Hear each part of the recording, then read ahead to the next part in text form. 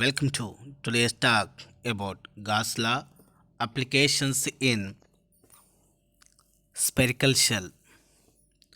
Previously we discussed about what is Gauss law and a statement, how it can be useful in different designs or structures. We also thought or we also evaluate the electric field in infinite wire as well as in infinite plate sheet. In a infinite wire, the electric field we assumed as E equal to lambda by 2 pi epsilon naught r, where lambda is the charge density, epsilon naught is permittivity of free space, r is radius, E is electric field. Similarly, we also evaluate the electric field in infinite plate sheet, and that is assumed as E equal to sigma A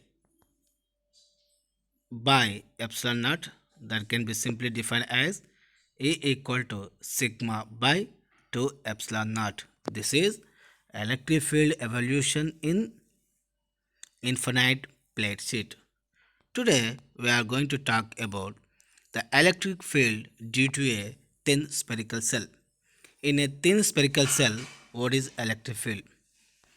In a thin spherical cell, the electric field can be found inside as well as outside. Let's see. For example, I consider this is Gaussian surface, which we simply consider as a spherical cell, where is P is the point, O is the center, capital R is inner radius, small r is outward radius or outside part radius, where sigma is charge density. So here I am going to evaluate the electric field outside the spherical cell. For that, I consider a point P outside of the cell at a distance r from the center O. So according to Gauss law, phi equal to q by epsilon naught. Here, whenever we are going to find the outside electric field of a spherical cell, we need to assume the enclosed charge inside the Gaussian surface. The charge can be considered as sigma into 4 pi r square, capital R square. Capital R is inner or inside spherical shape cell radius. Therefore, the total flux in a spherical cell phi equal to E into 4 pi r square. So E is the electric field, phi is the flux, r is small r is the radius of outside of spherical shape. By the Gauss law, the flux phi equal to q by epsilon naught, but here q is considered as the surface charge q will be considered as sigma into 4 pi r square. So here I consider E into 4 pi r square equal to sigma into 4 pi r square. That's print mistake, that's not r cube, it is r square. 4 pi r square by epsilon naught.